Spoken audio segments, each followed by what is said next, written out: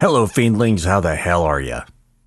I have one book with the publisher, another waiting on a beta reader all clear, and two more awaiting covers and layout. So what am I doing besides recording? Working on another book, of course. I put down Signal Decay to work on the Medusa Zone way back when, and haven't touched it since. I'm slowly immersing myself in that universe again since it's been a while since I wrote sci-fi. Well, for future sci-fi anyway. I doubt I'll have this novel finished as quickly as I did Kill Shelter and Sakulina, but we'll see. It could happen. Regarding recording, there are a group of birds that chirp and sing from sunrise to about 900, so that removes those hours. At dusk, they do the same thing again, further eliminating several more hours of recording time. I may have to stop sleeping to get this one recorded. At some point, I'll have a soundproof studio. I can dream. Well, now that I've babbled about all of that, how about some more story? Be safe, have a great couple of days, and we'll talk again Friday. Here's episode 12 of Neptune Scars. Chapter 24. One of Gunny Cartwright's favorite turns of phrase had been the word clusterfuck. Kelly had heard it said more times by that man than any other human being in the solar system. She was beginning to find the word infected nearly every one of her thoughts. And why not? Everything had become a clusterfuck. Oakes was with Black. Dickerson, Elliot, Rana, and Murdoch were on their way to Proxima. With the exception of Copenhagen and Wendt, she didn't have a single Marine from the original Black Company. Those that weren't traveling to Proxima or Pluto had become logistical officers or command officers.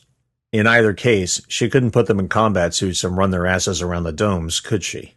Technically, that would be Dickerson's job. Still, she'd have to speak to Dunn about drafting the officers and SFN logistics personnel into a reserve unit. Even if she had had enough Marines, that was probably a sensible policy. Dunn had already put forth the idea that new arrivals that volunteered would be given free room and board, as well as a pick of staterooms, first come, first served. She thought he might have to sweeten the deal to get more Marines. At least there would be a few in this first batch of Earthers and Martians coming from in-system.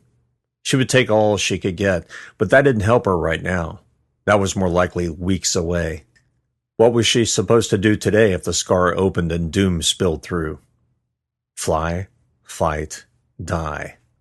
She didn't think she'd last very long flying an SV Null with a sortie of pine cones and starfish chasing her. As a gunner, she'd have a party. As a pilot, she'd be a panicked animal twisting the craft into pieces just trying to fly a straight line. Can't think like that, she told herself. Sooner or later, you're going to have to get into the pilot seat for real. Not just a training mission or a quick flight around the superstructure. You'll have to get out there and do it for real. The voice could be as brash as it wanted to, but she wasn't buying it. Not now. Not until she felt comfortable flying, if ever. Lowell left the locker room and entered the combat bay, eyes squinting at the change in light. He grinned at Kelly. Lieutenant, sorry I'm late. Put on a few kilos since I was last in one of these. You were never in a Marine combat suit, she said with a smile. No, that's true, Lowell said. I'm in a flight suit of any kind. Fits kind of tight. Supposed to, Kelly said. It'll get better once you move around. How am I supposed to move around if I'm going to be trapped in a tin can all day? He had a point. First part of training is in VR anyway, she said. You'll be standing for most of it, so just make sure you move around as much as you can. No blocks, he said. So how do I train? She sighed. True VR. I'm told it's the bad old days. Boyd it is, he said, eyes scanning the bulkhead. His smile brightened. There, VR suite? Yes, Lowell, you got it. Portunez has it set up for you. Good old Portunez, Lowell said, and walked on stiff legs to the suite. She watched him connect the sensors, and his body changed posture as the VR started. Kelly left him to it and entered Dickerson's ready room. After bringing up the terminal, she quickly checked her messages, found only a few, and swiped them away to bring up the program she'd coded last night. A graphic appeared with an icon that pulsed somewhere between Proxima and Neptune. Without a QE link, tracking Von Ahn would be an impossibility, much less anticipating the ship's trajectory. Dickerson was in Von Ahn's quantum hands now, and she could only hope the collective's so-called representative could be trusted. If not, then she'd have a whole new reason to find and destroy them. The list of reasons for vengeance had certainly piled up the last few months, hadn't they? Seemed as though Callie found a new reason to hate the bastards every single shift. In truth, she was beginning to lose count. She wiped away the program and brought up her company list. Company. That was a hollow concept, considering how few Marines she had. She had already told Talby she was taking Copenhagen full-time, that the woman couldn't work 2/3 of all shifts, not if she was expected to jump into combat and be effective. Strangely enough, Talby didn't fight the suggestion. He merely grinned and nodded, leaving her wondering if he'd already decided the same thing. Maybe the commander had already realized it too. Callie sighed, swiped away the roster, and brought up the document she'd begun preparing the moment she woke for this shift. If there was any document that could get her in trouble, this was it. It was a list of training exercises, personnel that were must attend, regardless of rank, and that there would be at least 2 trainings per week. Once Dickerson, if Dickerson, returned from Proxima with her other 3 Marines, he could take over the training, make it his. As she put together imaginary squads, knowing the leaders of each, she added more and more question mark icons to fill out the fire teams. When she was finished, she took in the entire roster, felt overwhelmed, and replaced it with an external cam feed. The cam feed was from the probe nearest the scar. With its camera set in a wide panoramic focus, the light and color swirling and pulsing across the tortured space was both magnificent and hypnotic. "What are you?" she asked it. Maybe the better question is, what are you doing? When the scar first began its cycle of light shows, she'd asked Dickerson what he thought it meant. His response had been to clasp his hands behind his head and sigh heavily before saying, "That we got their attention, whoever they are." They. Void, but she was tired of ambiguity, amorphous ideals, crumbling clarity, and indeterminacy. The collective was a group, no individual responsible, nothing that could be imprisoned or shot. Whoever made the scar do what it was doing, they were essentially the same. For all she knew, the collective was making the scar do that. Callie realized her heart was beating fast and she'd been grinding her teeth. She cleared the holo display, took a deep breath, and closed her eyes. A mental reset is what she needed. "Lieutenant," the older man's familiar croak said from the doorway. Callie opened her eyes and grinned. Lowell held his helmet beneath one arm, owlishly blinking at her. He looked as though he might have slept his way through VR training. "All done?" "Yes, sir, although I do have several questions." "Well, let's start with those." He nodded sagely. "I'm a bit of a visual learner. Do you mind if we go take a look at this SV Null?" "Not at all," she said. After locking the terminal, she led him to the support hangar where 5 SV Null and 4 grav skiffs filled out the otherwise abandoned area. Each of the SVs sat before a launch tube, space visible through the transparent aluminum caps. Callie still shivered upon seeing that. She feared that one day the caps would simply open on their own and drag her out into space. Lowell whistled as he approached the nearest one. "That's pretty," he said. "I'd seen them from afar or on holo, but up close they are something else." "They are," Callie said. Lowell lowered himself to his knees and examined the gravitic engine exhaust. "How do they turn?" he asked, eyes looking up at her. "They really move like I've seen, or was that just collective propaganda?" She grinned and gestured to the cabin. "Why don't you get in and we'll find out?" Lowell brought the SV Null back to the barn in a confident, although off-course, approach. It took him a few tries to correct the craft's attitude, but he'd started early enough to adjust. Callie remembered the first time she'd brought one back in, the idea of clipping the hanger bringing terrifying images into her head just as she'd needed to focus. Oakes has said that with enough time, enough practice, enough routine, she'd stop thinking about flying, about landing, and even about fighting. She just would. He could have just told her the SV would become another weapon. A flechette or gravitic rifle already felt like a natural extension of her body, so why not a skiff, or an SV, or a company of Marines? Practice, routine, faith. Words she'd heard from Gunny Cartwright that rang more true every day she was alive. Lowell managed to land the SV, although the system had to engage the barriers to keep him from smashing through a bulkhead. Kelly found her heart trying to leap through her throat and began giggling. Lowell, breathless and angry, said, "You amused, Lieutenant?" "No," she said. "Just wanted to let you know I did the same thing my first time out." "And why is that funny?" Lowell shouted. She waved away the comment. "You okay?" The angry look on his face faded, and a sheepish grin replaced it. "Feel more alive today than I have in years." Chapter 25. Black had spent the last several hours scanning, preparing, and worrying. That last was ironic for an SE to consider, since probability mixed with simulations made it impossible to worry, at least in theory. She hadn't detected any exosolar life forms nor their leavings, and no gravity disturbances nor unexpected background radiation. Still more than 0.8 AU from Pluto space, she wasn't surprised. Although she wanted to reach Pluto space as quickly as possible, she kept her speed somewhat sane, more so out of concern for Oakes than herself. She had no interest in him being a test subject to properly analyze the stability and robustness of the life support system while her engines ran past 70% efficiency. According to all her monitors, Major Oakes slept through the journey as though he'd taken a long nap. Compared to taking more than a week to reach Pluto from Trident to less than a day's travel would put much less stress on the human body, if, that was, gravitic thrust didn't create new side effects. She didn't even want to think about that.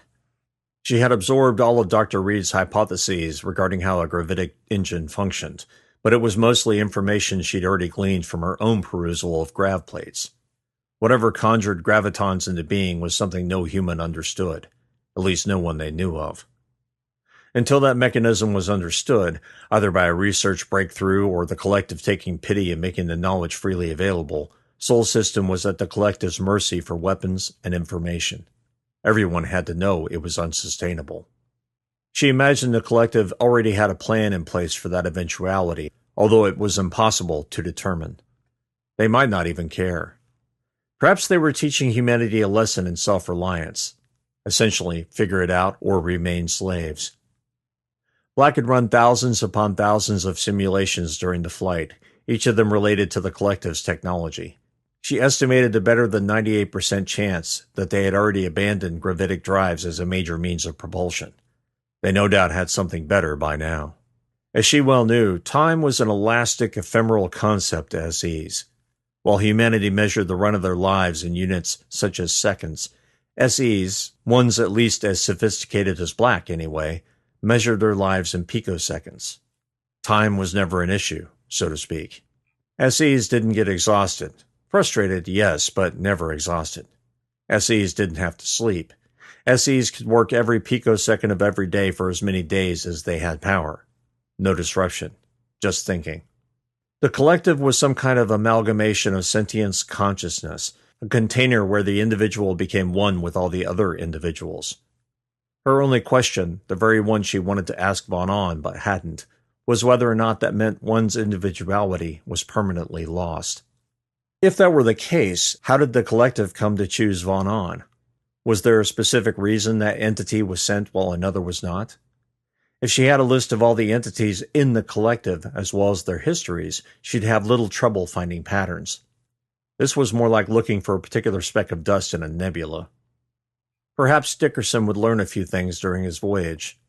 The fact Von On had personally chosen the man meant something. Maybe Dickerson's history with Black herself was part of the reason why. Unlike nearly all the crew members, she didn't think Dickerson had ever blamed her or even suspected her of working with the collective. She hadn't exactly been in on the plan and had been helpless to stop her own part in it. If that was the case, Von On had chosen well. She just wished she didn't have to wait weeks to debrief her friend, let alone know if he was dead or alive. Time, the concept, ticked on ever forward, but never moved quickly enough for her. The deceleration burn was nearly complete. Distance to target, 1/10 of an AU. When the ship reached a distance of 1/20th of an AU, Black started the ship's heaters. A few minutes after that, she brought Oakes out of stasis. Based on previous experience, she knew exactly how many times he'd puke as he cleared his lungs and stomach of the stasis fluid. 3. What she didn't know was how quickly he'd recover. Fortunately, it was quite quick. He showered, hit the galley, and finally reached the cabin with a mag mug in his hand. After yawning, he asked, "Where the void are we?" "We'll reach our target in 45 minutes, Black said over the speakers. Oakes sipped from his coffee and eyed his helmet. "Not looking forward to putting that on. I just got out of a coffin."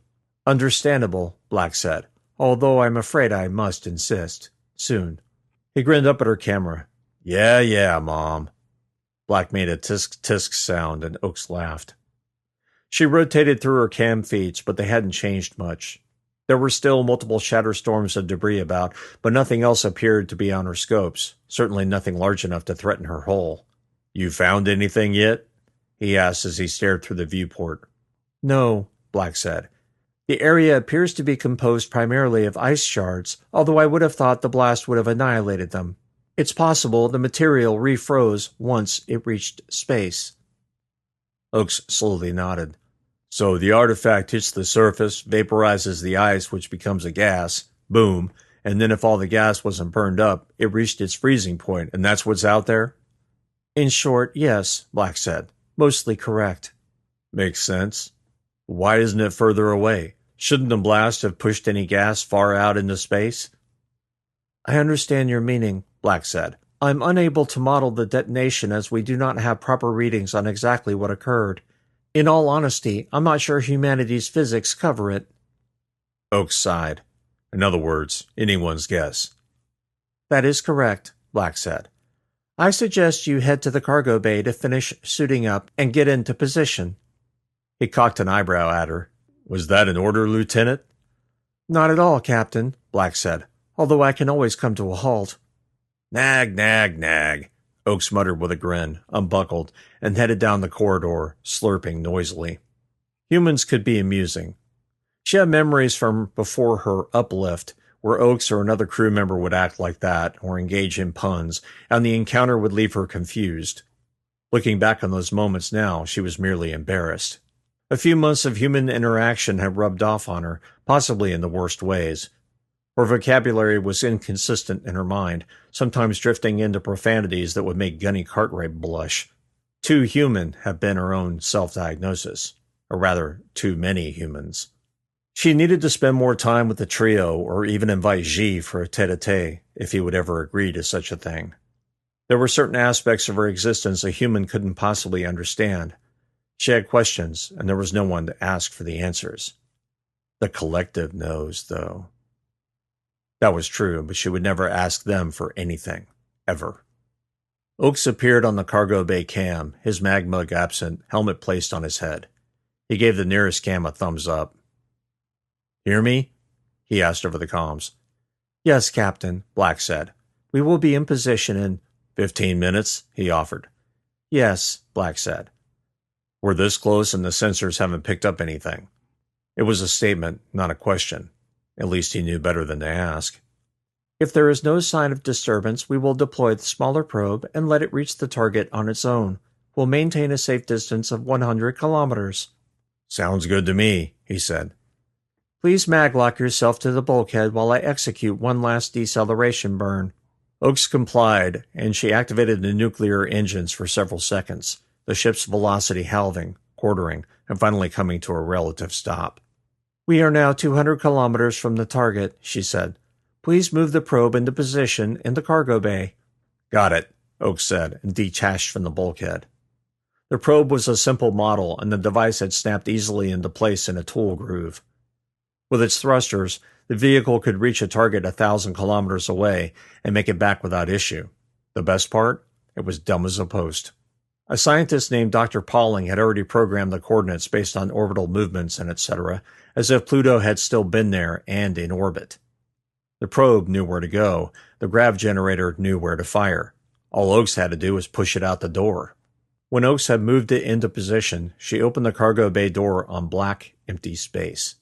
The occasional ice chip, typically no larger than a human hand, drifted by, but nothing more substantial than that.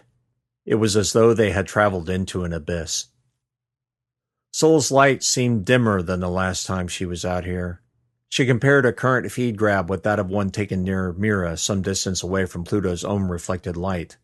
The old picture was far brighter, even when she accounted for Pluto's ambience. "Going for release," Oakes said. Go for release, Black replied, her autocannons already focused on the starboard side, prepared for anything that might try and leap out of the shadows. Oak's mag walked the platform into space, his feet finally stopping at the cargo bay's edge, magleves deactivating. With the generator attached to it, the probe appeared as though it were a child's mangled model of a pistol on its side as it floated through the cargo bay and off into space. Black hung there waiting for it to move a few dozen meters away before activating its engines. Clear cargo bay door. Clear, Oak said as he walked backward and mag-locked himself to the cargo bay bulkhead, the door closing behind him. How long do I have to wait here? Until the test completes, but it won't start for probably 20 minutes. You know, Oak said, sounding as bored as humanly possible, all you needed was a damned bot. For that, yes, Black agreed. However, the larger platform will require a little ingenuity. We didn't have time to print an automated system for that. Besides, humans are less prone to failure. Not in my experience, Oak said dryly. I was being polite. He snickered and yawned. I'm armed to the teeth. If something gets in here... It won't, Black interrupted. Last time, I didn't have cannons I could control, nor did we know what we were facing.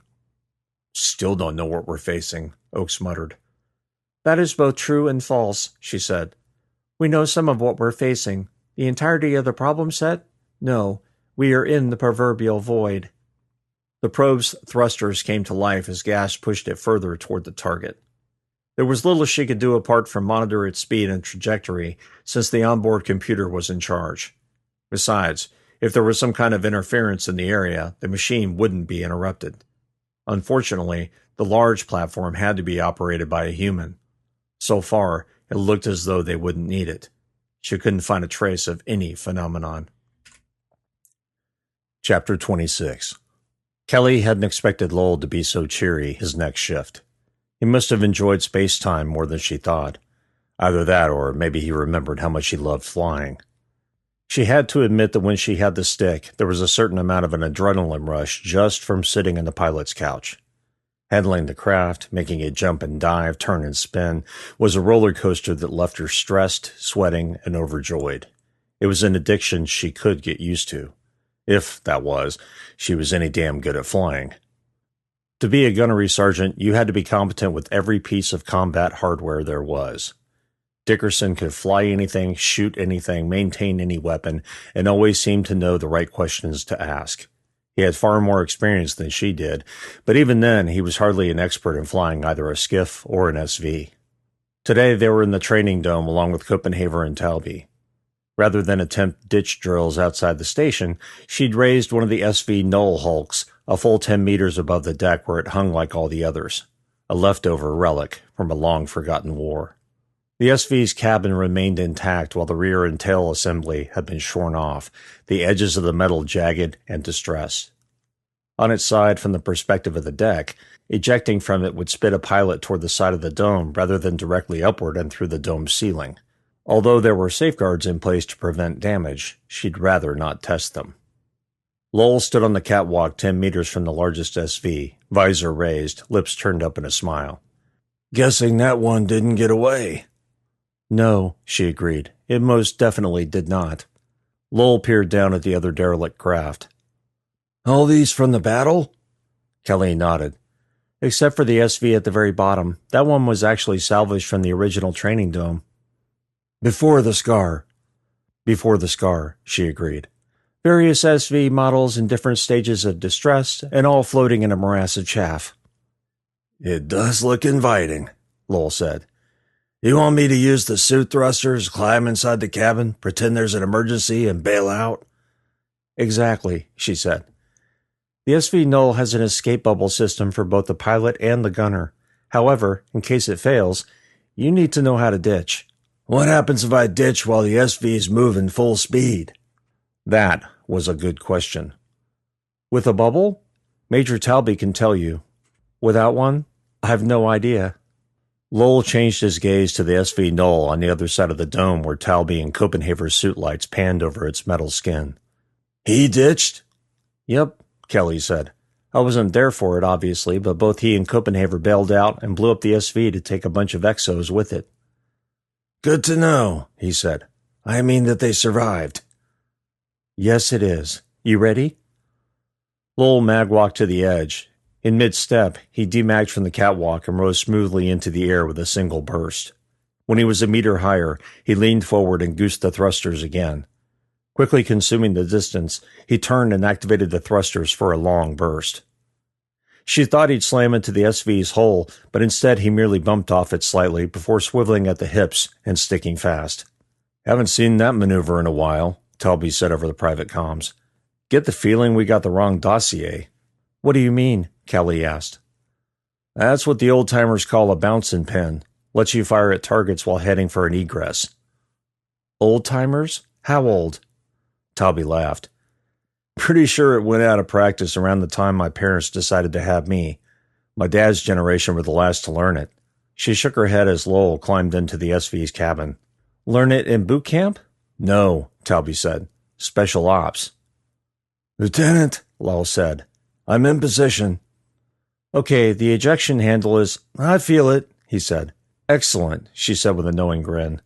She hadn't told him nor shown him where it was. The SV's pilot cabin dorsal hull shot upwards, and a heartbeat later, Lowell followed, stopping his burn just in time to keep him from hitting the ejected hull piece. He performed the bounce and pin maneuver again when he reached the bulkhead above the catwalk. Kelly clapped. Very good. I thought you said you flew tugs. Lowell flipped up his visor and smiled at her. Everything you've ever done in your record? No, she admitted. Thank the void. Lowell chuckled as he climbed down to the catwalk. He looked like a little kid at an amusement park. Solfed might no longer consider me a citizen, but I still keep their secrets. He shrugged. Just my way. Why didn't you volunteer after the battle? Kelly asked. He put his hands on his hips, his countenance dimming slightly. Wasn't sure they weren't right to Article 15 us all. Why's that? Kelly asked, confused. Right or wrong, your fault, my fault, the void's fault. We brought down humankind.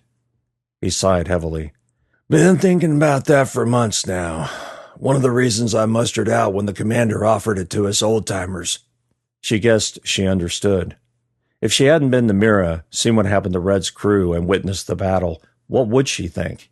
Would she think the SNR crews collaborated with the collective? Would she be so filled with self-loathing as to walk into an airlock without a suit? What changed your mind? She asked him. The scar, he said. Moment I saw lightning dancing across it, I knew that somehow everything had changed. He shook his head. Might not ever see my grandchildren now, but at least I can do something to protect them. Besides, maybe they'll be on their way here soon. Glad you changed your mind, she said to him. Combat suit feel all that different? Yeah, he said and ran his hands down the lump above his belt. This one's got a pot belly. Just as he aced combat suit operations, Lowell had no problem flying the SV this time. Now that he'd been inside it and made it do the simplest of tricks, he had all the confidence Kali wished she had. At one point, he made her swallow her gorge when the SV cartwheeled 3 times before sliding back on course, but upside down, relatively speaking. When he pulled back into the barn, he did so without clipping the barriers and with a smooth landing she envied. You should be teaching me to fly, she said. Only way to know how to fly is to do it, he said, and do it a lot. And not get frustrated? She asked as she unbuckled. He unbuckled and opened the cabin door. Frustration is just your brain's way of telling you to stop sucking. You should have been a drill sergeant. The pair exited the combat bay and entered the locker room. Kelly removed her helmet and took a breath of Trident's clean, recycled air. Lowell pulled off his own helmet and wiped his damp forehead. He exhaled in a long stream. That was fun, he said. When can I do it again? Sergeant Lowell, she started. Just Lowell, please. I have no rank. Kelly grinned. We might be able to do something about that. After a shower and a quick 15 minutes of imagination time, most of which was spent wondering about Dickerson and Black, she changed into a fresh jumpsuit and headed to the galley. What she needed was to grab a quick meal and head back to the combat bay. Now that she had a new and more than competent pilot, she had to figure out how to adjust schedules as well as update maintenance plans. When she reached the galley, she immediately headed for a liquid pick-me-up. After filling a mag mug and grabbing a slab of flavored protein and carbs, she turned to find a place to sit. She'd managed to hit the lull between shift breaks, and the majority of the people in the area were either off shift or civilians who still didn't have any responsibility. She spotted a table of old-timers and grinned slightly. Lowell sat with two others who might be his senior, as well as one that looked distinctly younger. The four were talking in quiet voices, although Lowell seemed to be the one speaking the most. As she sat down, she realized who two of the other people at the table were. They were two of the four pilots she and Talby had interviewed about coming back. Strange. Then again, it was likely that all former SFN staff knew one another. Trident hadn't been a large posting, regardless of how massive the station had actually been. Both the SFN and SFMC had used the station to house problem children or to fast-track the ambitious. Maybe if she and Talby figured out the right way to approach potential candidates and postings, they might be able to fill out the station's ranks in a hurry. But combat was combat. These people had all witnessed the Battle of the Scar in some capacity. They'd all faced the exosolar threat up close and personal. They knew that if they joined the ranks, they'd be expecting to fight the monsters when, not if, they appeared. In truth, though, Kelly had been shocked at the recalcitrance from most of the SFN staff that hadn't already joined up. They should have realized this was the only place in the solar system that would have them, and, as such, it was their home. How could you not want to protect your home? Lowell had said the change in the scar is what had made him reconsider, and when offered the chance, he jumped at it. How many others aboard Trident were in the same mental place? Yep, time to talk to Talby. She took a draught from her mag mug and heard the light sound of mag boots approaching behind her. Kelly turned slightly and caught sight of Lowell.